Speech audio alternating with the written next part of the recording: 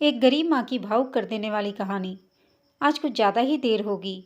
वैसे तो वो महिला हर रोज 8:30 बजे तक आ जाती है। आज 9:30 बजने को आए हैं, फिर भी नहीं आई। बिना उसके आए दुकान बंद भी तो नहीं कर सकता। उसे वचन जो दिया है। क्या नाम था उसका? इतने दिनों में उसका नाम भी नहीं पूछा मैंने। यही सब बात रमेश के दिमाग में चल रही थी। कुछ दिनों पहले ही रमेश ने डेयरी शुरू की थी। उसकी ये शॉप ज़्यादा बड़ी नहीं थी, जिसमें वो दूध और बाकी मिल्क प्रोडक्ट रखता था।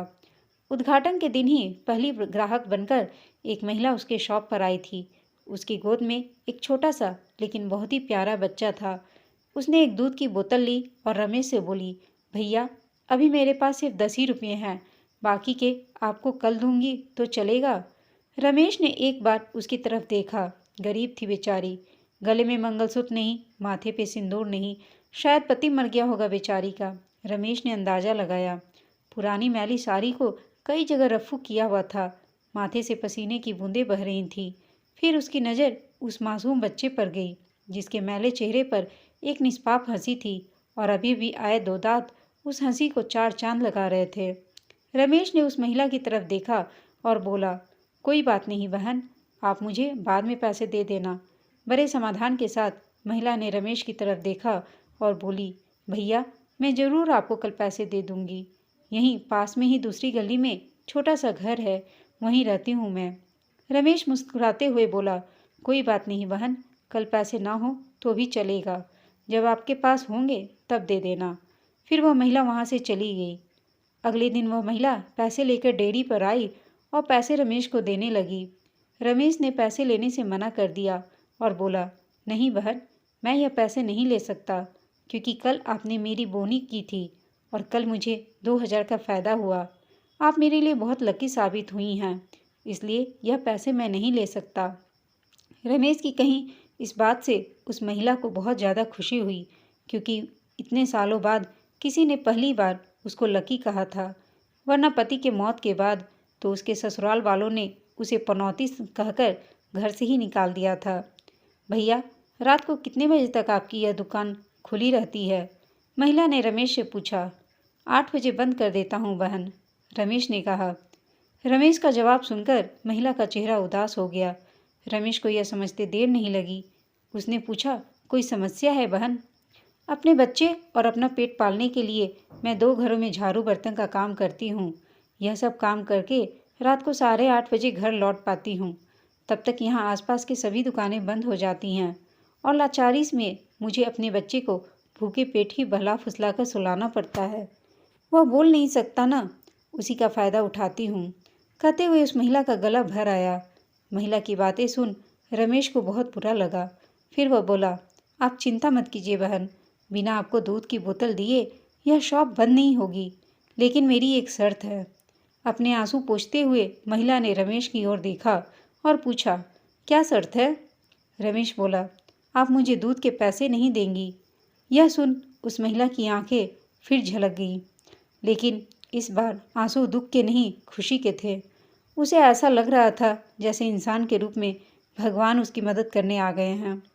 उस दिन से हर दिन 8:30 बजे वो डेयरी पर आकर दूध की बोतल ले जाती। धीरे धीरे 5 महीने बीत गए और धीरे धीरे महिला बीमार भी होने लगी। ज़्यादा काम और चिंता की वजह से उसका शरीर दिन ब दिन सूखता जा रहा था। ऐसे ही एक दिन रमेश अपनी दुकान का सारा काम खत्म कर उस महिला के आने का इंतज़ार कर रहा था। 9:30 बजे वो महिला आई। आज उसका चेहरा कुछ ज़्यादा ही बेजान नज़र आ रहा था। बीमारी के कारण आंखों के नीचे काले घेरे और ज़्यादा बढ़े हुए नज़र आ रहे थे।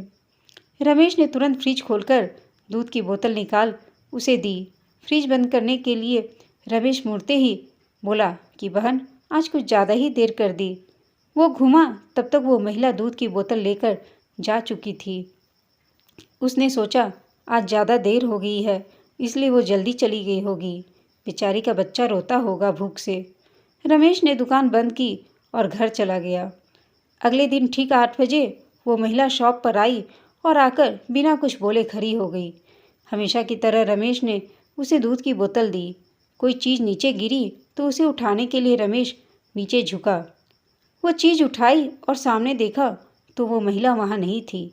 रमेश को आज पता नहीं क्यों उस महिला में काफ़ी बदलाव नज़र आया था। उसे वो बड़ी कमज़ोर सी नज़र आई थी। अगले दिन फिर 8 बजे वो महिला उसके शॉप पर आई। आज रमेश ने उसका चेहरा बड़े गौर से देखा। उसका चेहरा सफ़ेद पड़ चुका था, मानो उसके चेहरे का तेज कब का जा चुका हो। उसने सोचा, बेचारी गरीब महिला करे भी तो क्या, ना किसी का सहारा, ना अच्छी आमदनी। जरूर पैसों की कमी की वजह से बीमार होते हुए भी दवाई नहीं कराई होगी। रमेश जल्दी से अपनी शॉप बंद कर अपने घर गया। घर जाकर उसने ये सारी बात अपनी पत्नी को बताई। उसकी पत्नी भी उसकी तरह ही भले स्वभाव की थी। उसे भी उस महिला की परिस्थिति पर दुख हुआ। वो रमेश से बोली, ऐसा करते हैं, कल उस महिला के घर चलते हैं और उसे किसी अच्छे डॉक्टर को दिखा आते हैं। रमेश को अपनी पत्नी की बात सुनकर उस पर गर्व हुआ, क्योंकि उसके विचार भी उसी की तरह दूसरों के प्रति परोपकार के थे। अगले दिन दोनों सुबह उस महिला के घर जाने को रवाना हुए। रमेश को उसका पता ठीक से याद न था। फिर भी वह आगे बढ़ा। जब वे उस छोटी सी गली में पहुँचे, तब वहाँ एक छोटा सा मकान था, जिसके आसपास दूर दूर तक और किसी का घर नहीं था। जैसे जैसे वे उस मकान की तरफ बढ़ते जा रहे थे, वहाँ एक बदबू तेज होती जा रही थी। दोनों उस मकान तक पहुँचे और दरवाज़ा खटखटाया ही था कि वो खुल गया और वो बदबू असहनीय रूप से बढ़ गई।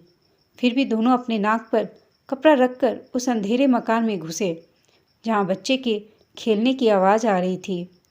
रमेश ने किसी तरह स्विच ढूंढकर मकान की लाइट जलाई और सामने जो दृश्य देखा, दोनों की आंखें फटी की फटी रह गई। उस कमरे में उस मासूम बच्चे की माँ मरी पड़ी हुई थी। उसे देखकर लग रहा था कि वह 3-4 दिन पहले ही अपना देह त्याग चुकी है, क्योंकि धीरे धीरे उसका शरीर सड़ने लगा था। निर्जीव पड़े उस शरीर की आंखें देखकर लग रहा था जैसे रो रो कर सूख चुकी हों। निर्जीव होते हुए भी उस महिला की दोनों आंखें अपने बेटे को ही देख रही थीं। उसका बेटा भी अपनी माँ की आंखों में देखकर खेल रहा था, जैसे उसे लग रहा हो कि माँ उसके साथ खेल रही है और उसका पूरा ध्यान उसी पर है। वहीं पास में ही दूध की 3-4 खाली बोतलें पड़ी हुई थीं। यह दृश्य देखकर रमेश और उसकी बीवी दोनों अचंभित रह गए। दोनों के रोंगटे खड़े हो गए। रमेश को अभी भी विश्वास नहीं हो रहा था कि एक मरी हुई माँ अपने बच्चे के लिए उसके पास से दूध लेकर जाती थी। रमेश ने और उसकी बीवी ने उस महिला का विधिवत अंतिम संस्कार किया और उस बच्चे को रमेश ने अपने बीवी के हाथों में रखा। उसने भी उस बच्चे को बड़े प्यार से लिया और दोनों ने उस बच्चे को गोद ले लिया। रमेश को अपनी पूरी जिंदगी यह ध्यान रहा कि उस बच्चे की माँ अभी भी उसके साथ है और उस पर नज़र रखे हुए है। दोस्तों, एक माँ जहाँ भी हो, लेकिन उसका ध्यान हमेशा अपने बच्चे पे ही लगा रहता है। हमेशा उसे अपने बच्चे की ही चिंता लगी रहती है। यह कहानी आपको कैसी लगी, हमें कमेंट करके बताइएगा। साथ ही कहानी अच्छी लगी हो तो इसे लाइक, शेयर और चैनल को सब्सक्राइब अवश्य कीजिएगा। कहानी सुनने के लिए आप सबका धन्यवाद।